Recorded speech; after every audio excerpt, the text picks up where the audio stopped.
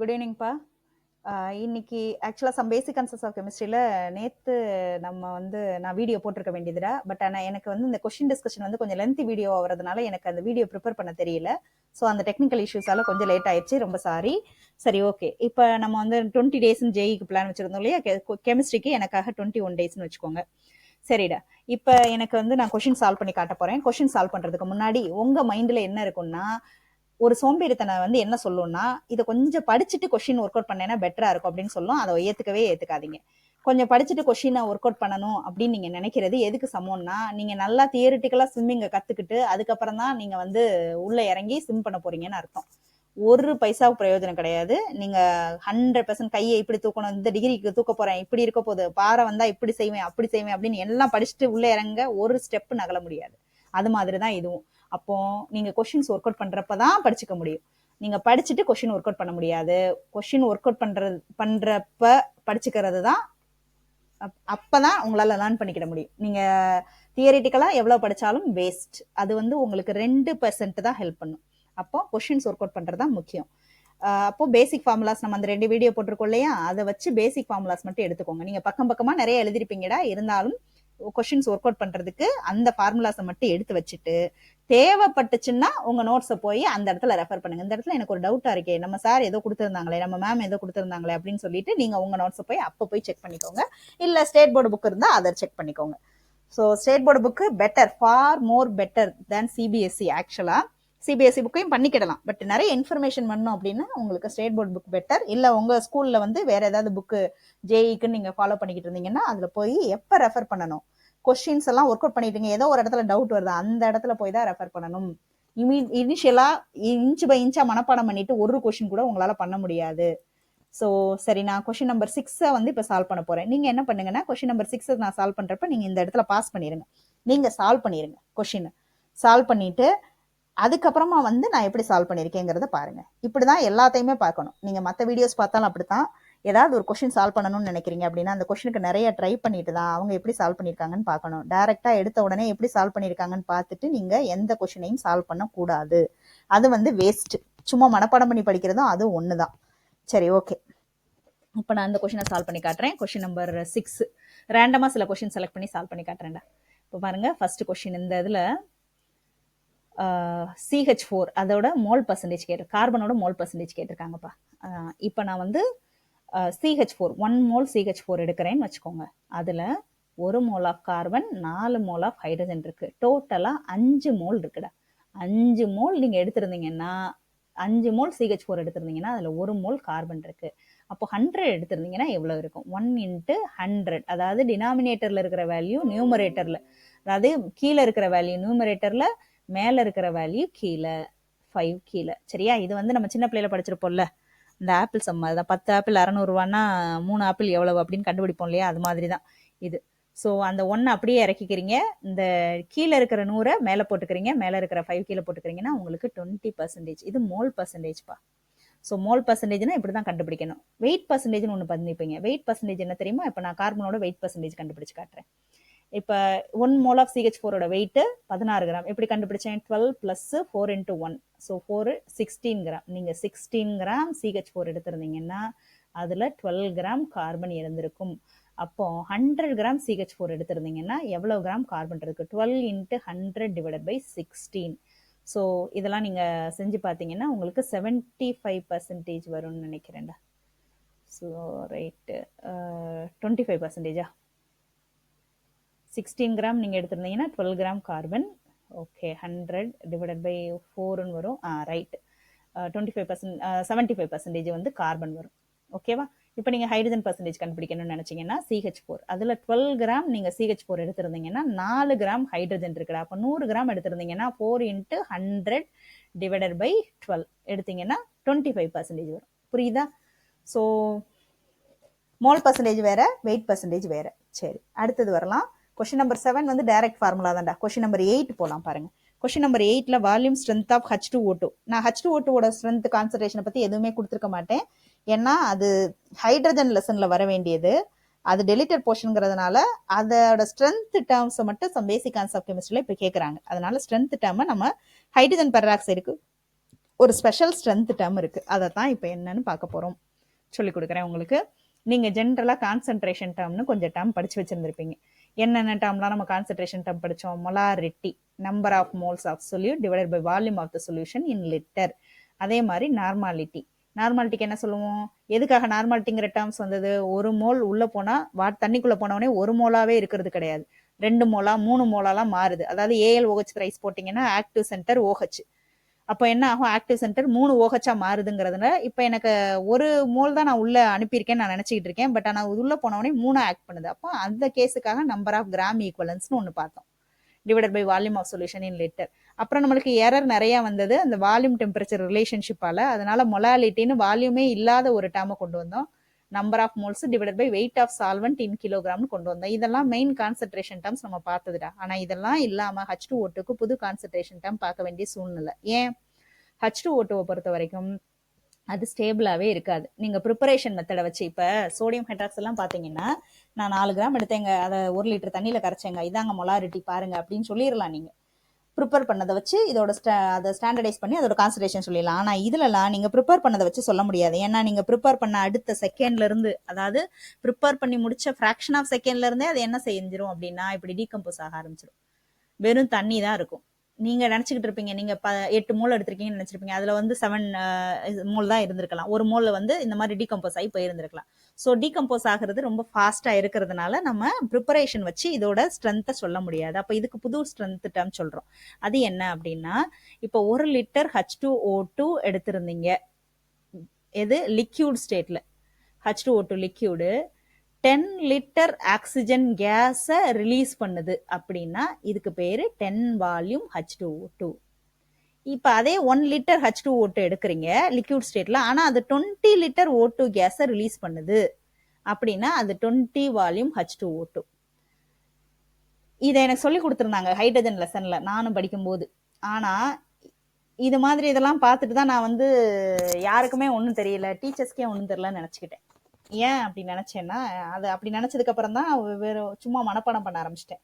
மனப்பாடம் பண்ணி ஏதோ வந்து, அதாவது வாமிட் பண்ணுவோம் இல்லையா, நம்ம என்ன பண்ணுவோம், தட் இஸ் வாமிட் பண்ணுறதுக்கு முன்னாடி வந்து பயங்கரமாக உள்ளுக்குள்ளே இருக்கும்ல, அது அந்த சென்சேஷன் வந்து ஒரு மாதிரியான ஒரு ஃபீல், அது வந்து ரொம்ப கஷ்டமாக இருக்கும். அது மாதிரி தான் மனப்பாடம் பண்ணிட்டு போகிறதும். ரொம்ப மனப்பாடம் பண்ணிட்டு எப்படா அதை பேப்பரில் கொட்டுவோம் அப்படின்னு சொல்லிட்டு போய் கொட்டிட்டு நிம்மதியாக இருக்கிறது. அது தப்போ ரைட்டோ வாட் எவர் மேபி, எல்லாம் உள்ள வச்சிருக்கேன், டக்குன்னு இறக்கிடுறேன் எல்லாத்தையும் பேப்பர்ல அப்படிங்கிற மாதிரி வரும் இல்லையா. அப்படி நான் ஆரம்பிச்சது இந்த மாதிரியான இடத்துல வந்த டவுட்ஸ் தான். அந்த டவுட்ஸை கேட்டோம்னா அவங்க திருப்பி நம்மளை கேள்வி கேட்பாங்க, அதுக்கு பதில் சொல்றதுக்கு நம்மளுக்கு தைரியம் இல்லை. அதனால நான் அந்த டவுட்டை கேட்கல, அப்படியே மனப்பாடம் பண்ணி படிச்சேன். அப்புறம் ஹையர் ஸ்டடீஸ்ல படிக்கும்போது தான் இவ்வளோ ஈஸியா படிக்க வேண்டியதை நம்ம இவ்வளவு கஷ்டப்பட்டு படிச்சிருக்கோம்னு நினைச்சிருக்கேன். சரி, என்ன டவுட் எனக்கு வந்துச்சுங்கிறத நான் சொல்றேன்.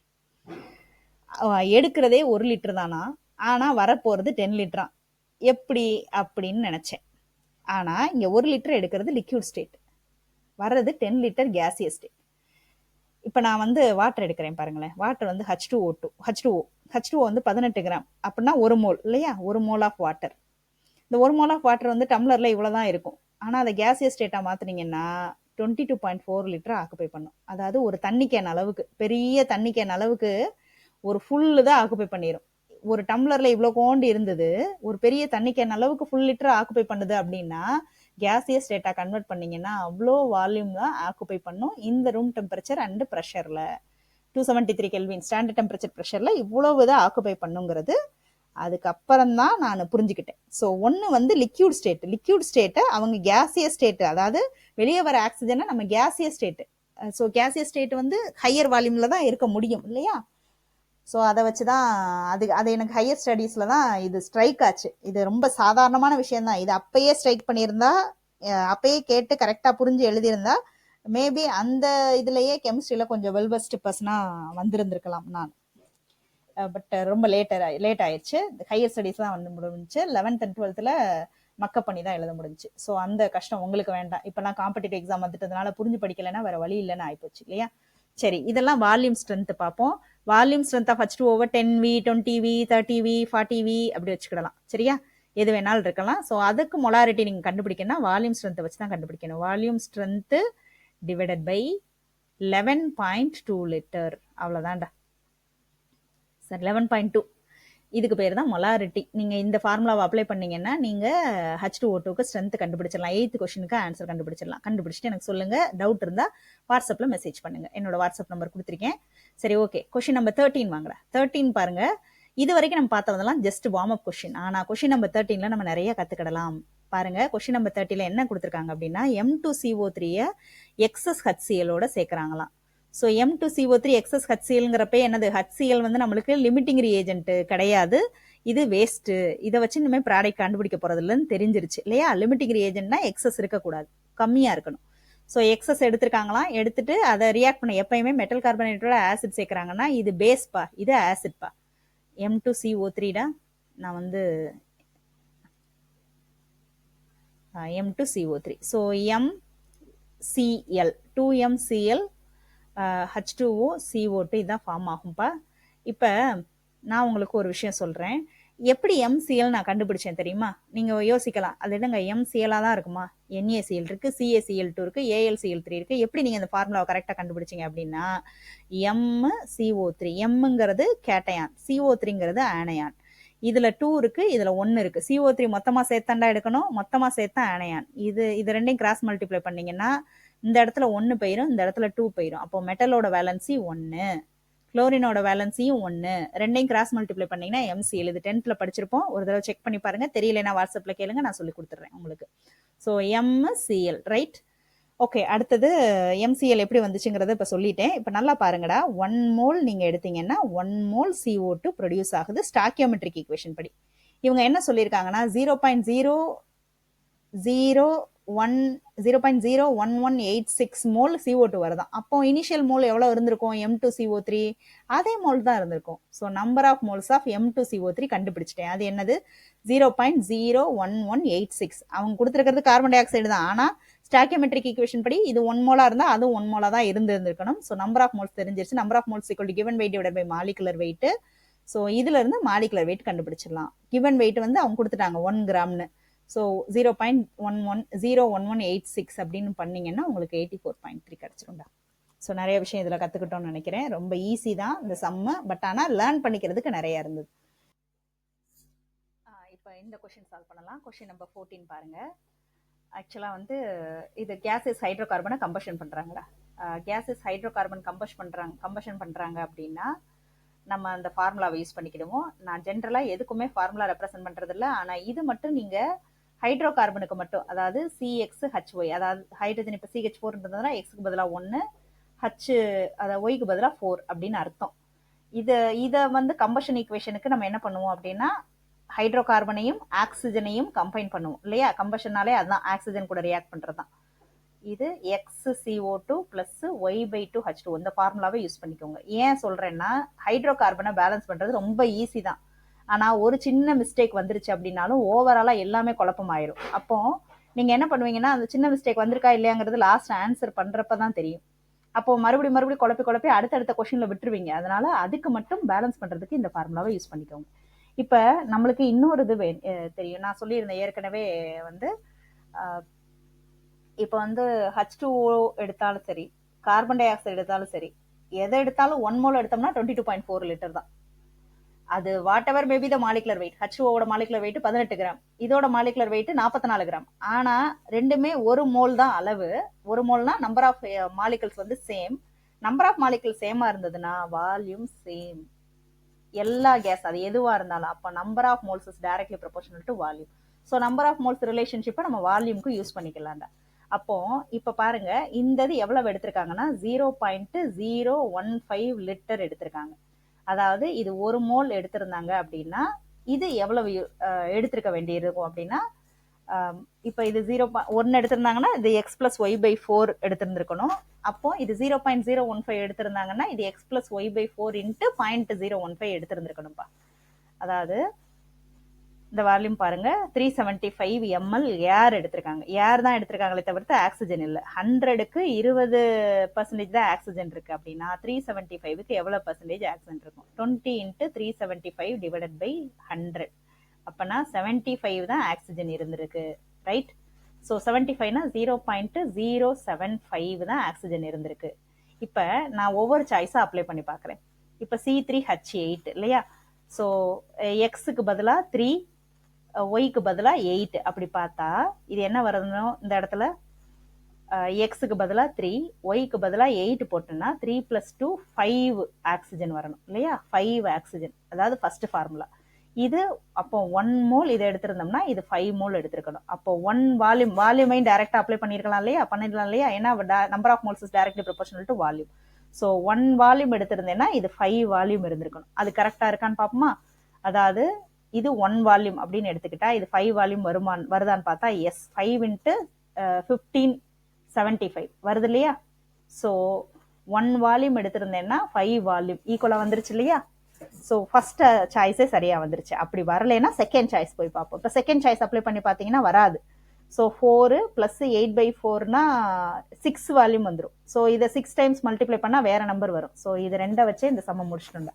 பட் ஒரிஜினலாக இன்னொரு பெரிய கேல்குலேஷன் இருக்குடா, அதில் அப்ளை பண்ணி பார்த்தீங்க அப்படின்னா வராது. ஏன்னா இவங்க 330 ml நீங்கள் கொடுத்துருக்காங்க இல்லையா? இதில் ஏதோ மிஸ்டேக் இருக்குது. அதனால இதை நம்ம எடுத்துக்க முடியாது. ஸோ இந்த கொஷினில் இன்னொரு மெத்தட் படி பண்ணீங்கன்னா C12H12 C2H12ன்னு சில பேருக்கு வந்திருந்திருக்கும். இது ஆன்சர் கிடையாது. இந்த இடத்துல ஒரு மிஸ்டேக் இருக்கு. பட் ஆக்சுவலாக இந்த சாய்ஸை மட்டும் அப்ளை பண்ணி பார்த்தீங்கன்னா உங்களுக்கு தெரிஞ்சிடும். மற்ற இடத்துல ஏதாவது ஒன்று குழப்பிருப்பாங்க. அதாவது மற்ற வெப்சைட்லாம் போய் பார்த்துருந்தீங்கன்னா இந்த y/4 x + y/4ன்னு போட்டிருப்பாங்க. நான் ஒரு வெப்சைட்டை பேரை சொல்ல விரும்பல, அதை அடிக்கடி பார்க்குற வெப்சைட் தான் எல்லாருமே. x + y/4 4 ரெண்டுக்கும் காமனாக போட்டிருப்பாங்க. கிடையவே கிடையாது. 4 வந்து ஒய்க்கு மட்டும்தான். அந்த தப்பை எப்பயுமே விட்டுறாதீங்கடா, நல்லா பார்த்துக்கோங்க சரியா? ஸோ இந்த கொஸ்டின்ல நம்ம என்ன கற்றுக்கிட்டோம்? Number of moles is directly proportional to volume அப்படிங்கிறத கற்றுக்கிட்டோம் இல்லையா? ஓகே, அடுத்த கொஸ்டின் போலாண்டா. கொஸ்டின் நம்பர் 24 பாருங்களேன். பாஸ்பரஸ் ஆசிட், அதாவது நார்மாலிட்டி கேட்டிருக்காங்கடா. நார்மாலிட்டிக்கு ஃபார்முலா என்ன தெரியுமா? Normality is equal to molarity into n factor. N ஃபேக்டர்னு இது ஆசிட் ஆச்சே, ரீப்ளேசபிள் ஹைட்ரஜன் 3 அப்படின்னா என் ஃபேக்டர் 3 அப்படின்னு எடுத்து டக்குன்னு 0.9 பண்ணிடக்கூடாது. ஏன்னா H3PO3 பாஸ்பரஸ் ஆசிட்டை பொறுத்த வரைக்கும் என் ஃபேக்டர் 2. ஏன் அப்படின்னா ரீப்ளேசபிள் ஹைட்ரஜன் அங்கே 2 தான். இந்த ஹைட்ரஜன் ரீப்ளேஸ் பண்ண முடியாது. எந்த ஹைட்ரஜன் மோஸ்ட் எலக்ட்ரோநெகட்டிவ் எலமெண்ட், அதாவது ஆக்சிஜன் மாதிரியான ஒரு இதுல சேர்ந்திருக்கோ அதை தான் நம்ம ரீப்ளேஸ் பண்ண முடியும்.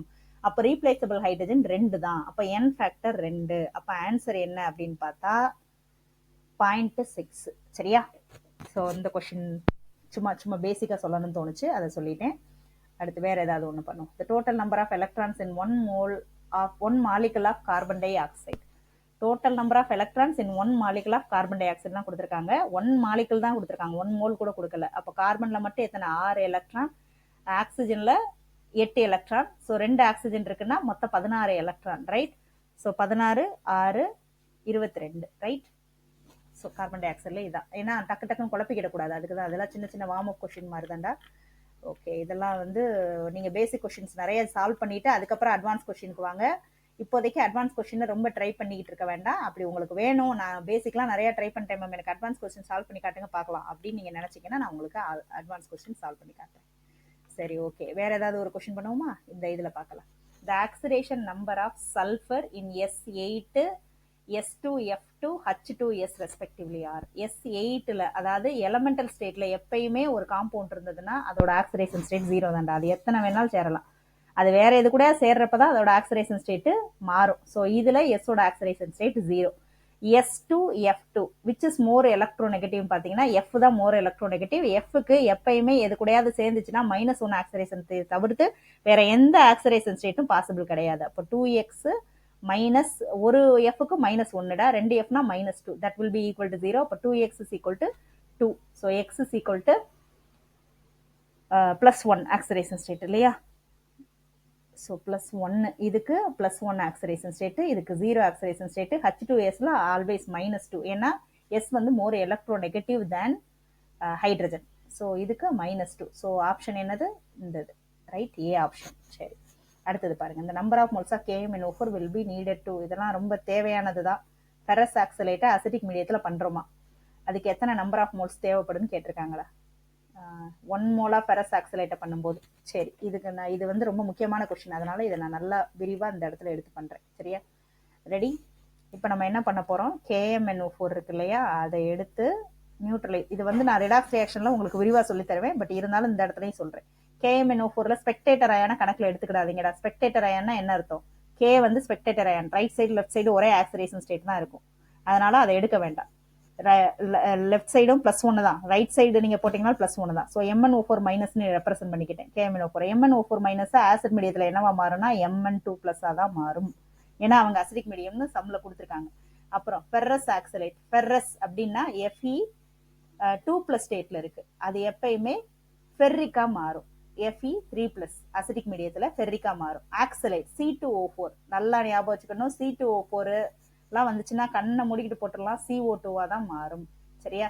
இங்க 2 கார்பன் இருக்கிறதுனால 2CO2 போட்டுக்கிட்டேன். ஓகேவா? மற்றபடி வேற எதையும் நான் ஆக்சிஜன் இதை பத்திலாம் கவலைப்பட தேவையில்லை. ஏன்னா oxygen right side left side ஸ்பெக்டேட்டரா தான் இருக்க போகுது. அதனால ஆக்சிஜனை இப்போதைக்கு பேலன்ஸ் பண்ணல. எதெல்லாம் சேஞ்ச் இன் ஆக்சலேஷன் ஸ்டேட் காமிக்குதோ அதை மட்டும் எடுத்த உடனே பேலன்ஸ் பண்ணிடுறேன். ஏன்னா இங்க 2 கார்பன், அந்த 2 கார்பனை போட்டுக்கிட்டேன். இப்ப பாருங்க MnO4 என்னவா மாறுது அப்படின்னா, இது வேற கலர்ல நான் உங்களுக்கு போட்டு காட்டுறேன். MnO4 வந்து எத்தனை எலக்ட்ரான் +7 ஸ்டேட்ல இருந்து. MnO4ல மேங்கனீஸோட ஆக்சிடேஷன் ஸ்டேட் +7 அதெல்லாம் ஆக்சிடேஷன் ஸ்டேட் கண்டுபிடிக்கிறதுக்கும் இன்னும் தெரியல அப்படின்னா இதெல்லாம் 10th படிச்சிருக்கணும். ஒருவேளை அது தெரியலன்னா எனக்கு செப்பரேட்டா மெசேஜ் பண்ணுங்க, நான் உங்களுக்கு தனியா ஒரு சின்ன வீடியோல அனுப்புறேன். அதுக்கெல்லாம் இந்த பெரிய வீடியோ தேவையில்லை, ஒரு சின்ன வீடியோல உங்களுக்கு அனுப்புறேன். ஸோ +7ல இருந்து +2னா 5 எலக்ட்ரான் டிரான்ஸ்ஃபர் ஆகுதுப்பா. Fe2+ இருந்து Fe3+னா 1 எலக்ட்ரான் தான் டிரான்ஸ்ஃபர் ஆகுது. 2 + 2 3 அப்படின்னா 1 எலக்ட்ரான் தான் டிரான்ஸ்ஃபர் ஆகுது. இங்க கார்பனோட ஆக்சிடேஷன் ஸ்டேட் +3, இங்க கார்பனோட ஆக்சிடேஷன் ஸ்டேட் +4. எப்படி கண்டுபிடிச்சேன் அப்படின்னா இங்க பாருங்க C2O4 2-, அதாவது C2O4 ஆக்சலேட்னா C2O4 2-, 2x கார்பனோட oxidation state தெரியாது, அதனால 2 கார்பன் இருக்கறனால 2x வச்சுக்கிட்டேன். -8 ஏன்னா ஒரு ஆக்சிஜனுக்கு -2, 4 ஆக்சிஜனா -8. ஓவராலா சார்ஜ் -2. இதை பண்ணீங்கன்னா எக்ஸோட வேல்யூ +3, அதான் கார்பனோட ஆக்சிடேஷன் ஸ்டேட். இப்போ ஒரு கார்பன் வந்து +3ல இருந்து +4க்கு போகுது. இங்க 2 கார்பன் இருக்கிறதுனால 2 எலக்ட்ரான் டிரான்ஸ்ஃபர் ஆகுது. மொத்தமா ஆக்சிடேஷனுக்கு மட்டும், இதுவும் ஆக்சிடேஷன் பா, இதுவும் ஆக்சிடேஷன், இது ஒண்ணு மட்டும் தான் ரிடக்ஷன்.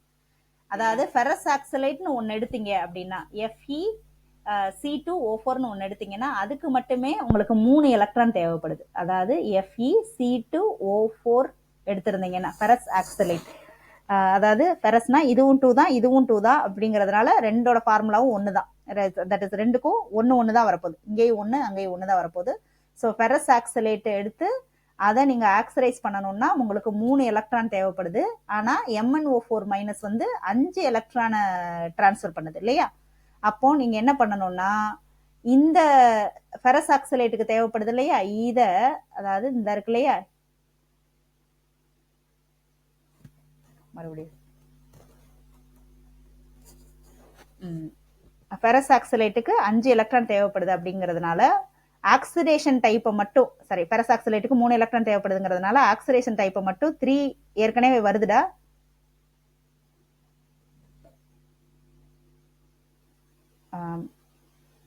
அதாவது FeC2O4 அதை வந்து ஃபைனல் ப்ராடக்டா கன்வெர்ட் ஆகுறது. Fe3+ ஆகவும் C2O4- ஆகவும் கன்வெர்ட் பண்றதுக்கு நம்மளுக்கு 3 எலக்ட்ரான் ஆக்சிடேஷனுக்கு தேவைப்படுது. ஆனா அங்க 5 எலக்ட்ரான் ரிலீஸ் ஆகுது. அதனால நான் என்ன பண்ண போறேன்னா இந்த மொத்தமா இந்த இருக்கிற இந்த ஈக்குவேஷனை 3ஆல மல்டிப்ளை பண்ண போறேன், இதை 5ஆல மல்டிப்ளை பண்ண போறேன். ஏன்னா எலக்ட்ரான் அப்பதான் பேலன்ஸ் ஆகும். இங்கேயும் 15 எலக்ட்ரான் கிடைக்கும், இங்கேயும் 15 எலக்ட்ரான் கிடைக்கும்.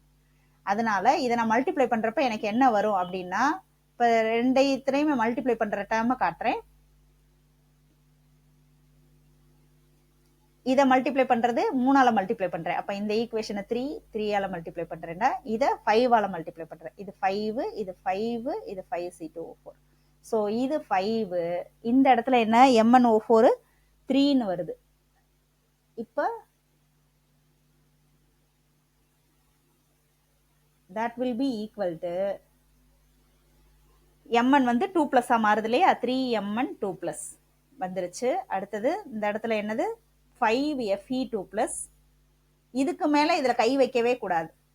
5C2O4 இந்த நம்பர்ல இதுக்கு மேல கை வைக்கவே கூடாது. ஆக்சிஜனை சேஞ்ச் பண்ற வாட்டர்லயும் H+ அயான்ஸ்லயும் தான் கை வைக்கணும். பட் ஆக்சிஜன் வாட்டர் தேவை இல்லை. அவங்க என்ன கேட்டிருக்காங்கன்னா 1 மோல் ஆஃப் FeC2O4க்கு எத்தனை மோல் ஆஃப் MnO4 தேவைப்படுன்னு கேட்டிருக்காங்க. அப்போ இந்த ஈக்குவேஷன் படி பார்த்தோம்னா என்னது 5 மோலுக்கு 3 மோல் தேவைப்படுது. அப்போ 1 மோலுக்கு எத்தனை தேவைப்படும்? ஸோ அந்த ஈக்குவேஷனை மறுபடியும் எடுக்கிறேன். ஸோ 5 மோல்ஸ் KMnO4 இருந்ததுன்னா, சாரி 5 மோல்ஸ் FeC2O4 இருந்தது அப்படின்னா அதுக்கு 1 மோல் ஆஃப் KMnO4 தேவைப்படுது. சரி, 3 moles ஆஃப் KMnO4 தேவைப்படுது. அப்போ 1 mole FeC2O4 இருந்ததுன்னா எவ்வளவு தேவைப்படும்? 3 × 1 / 5 3/5 ஆன்சர். இதை நான் வந்து உங்களுக்கு இதுலயும் ஒரு விரிவா எடுத்துருவேன்டா. தட் மீன்ஸ் அந்த ரிடாக்ஸ் ரியாக்ஷன்ஸ் இருக்கு இல்லையா, அதுலயுமே உங்களுக்கு விரிவா எடுத்துருவேன். ஸோ மொலாரிட்டி சம்ஸ் ஏதாவது ஒன்று செஞ்சு காட்டுன்னு நினைக்கிறேன்டா. அதை நான் உங்களுக்கு செஞ்சு காமிச்சிடுறேன். 1 minute. ஏதாவது ஒரு கொஷின் செலக்ட் பண்ணுறேன். மேக்ஸிமம் நம்பர் ஆஃப் ஆட்டம்ஸ் இதெல்லாம் பண்ணி வச்சிடணும். தெரியலனா அந்த கொஷினை பாயிண்ட் அவுட் பண்ணி எனக்கு இந்த கொஷினை எக்ஸ்பிளைன் பண்ணிருங்க அப்படின்னு சொல்லுங்க. நீங்களா கொஷின் ஒர்க் அவுட் பண்ணாலும் பரவாயில்ல, அதுலயுமே எனக்கு எக்ஸ்பிளைன் பண்ண இது எப்படி வரும் அப்படிங்கிற மாதிரி எனக்கு கேட்டு நீங்க கேட்டுக்கலாம். ஒன்றும் பிரச்சனை இல்லை, போதும்னு நினைக்கிறேன் இல்லையாடா. இந்த இது பார்க்கலாமா? கொஷின் நம்பர் 27 பார்க்கலாம். கொஷின் நம்பர் 27 பார்த்துக்கோங்க. டேட்டா எழுதி வச்சுக்கோங்கடா. 0.5 mole ஆஃப் BaCl2 எடுத்திருக்காங்க, is mixed with 0.2 mole of Na3PO4. The maximum number of moles of Ba3PO4 twice that can be formed. Limiting reagent concept வரும்னு நினைக்கிறேன். 0.5 mole பா BaCl2, 0.2 mole Na3PO4. Okay, BaCl2 Na3PO4 இடம் இருக்கிற இடத்துல பண்றேன்டா. எங்கேயுமே இடம் இல்லை, இங்கே பண்ணுவோம். அதாவது 0.5 mole ஆஃப் BaCl2 எடுத்திருக்காங்கடா.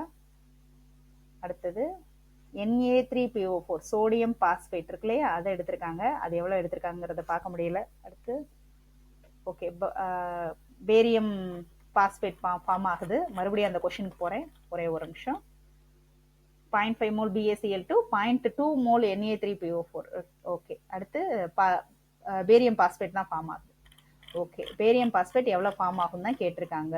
ஓகே, கண்டுபிடிச்சிடலாம். இது 0.5 mole எடுத்திருக்காங்க, இது 0.2 mole எடுத்திருக்காங்க. பேரியம் பாஸ்பேட் அங்கே இருக்க ஃபார்முலாவை சரியாக கவனிக்கல. நான் பேரியம் பாஸ்பேட்டோட ஃபார்முலா எப்படி உருவாக்குறேங்கிறத பாருங்க. பேரியத்தோட வேலன்சி 2, பாஸ்பேட்டுடைய வேலன்சி PO4 மொத்தமாக சேர்ந்தா பாஸ்பேட், அதோட வேலன்சி 3. ரெண்டையும் கிராஸ் மல்டிப்ளை பண்ணீங்கன்னா உங்களுக்கு Ba3PO4 ட்வைஸ். சரியா? ரெண்டும் அப்படியே கிராஸ் மல்டிப்ளை பண்ணிக்கிட்டீங்கன்னா, ஏன்னா சும்மா ஃபார்முலா பண்றது எப்படிங்கிறத சொல்லி காமிச்சுக்கிட்டேன், அவ்வளவுதான். இதை பேலன்ஸ் பண்ணீங்கன்னா என்னடா வரும்? இங்க 3 BA வேணும் இல்லையா, அதனால 3 இது போட்டுக்கிட்டேன். PO4 ட்வைஸ் தான் வேணும், ஸோ 2 போட்டுக்கிட்டேன்.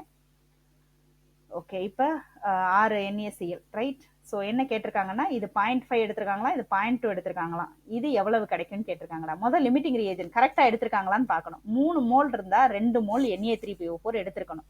அப்போ 3 மோலுக்கு 2 மோல் தேவைப்படுதுன்னா 0.5க்கு ஆக்சுவலா அவங்க எவ்வளவு எடுத்திருந்திருக்கணும்? 2 × 0.5 / 3, தட் இஸ் 1/3 எடுத்திருக்கணும். 1/3ன்னா என்ன, 0.33 வரணும். ஆனா அவங்க கம்மியா எடுத்து வச்சிருக்காங்க.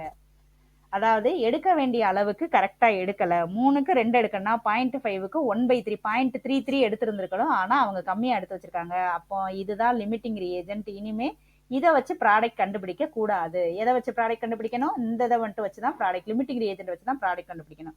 அப்போ 2 மோல் நீங்க வந்து Na3PO4 எடுத்திருந்தீங்க அப்படின்னா உங்களுக்கு 1 மோல் Ba3PO4 ட்வைஸ் உருவாகுது.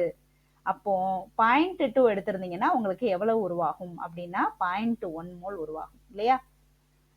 ஸோ செக் பண்ணிக்கிறோமா ஆன்சர் கரெக்டாங்கிறத? ஸோ இதாண்டா limiting reagent concept. So limiting ரியேஜென்ட்ல 0.1 மோல் கிடைக்குது. Let us check that one.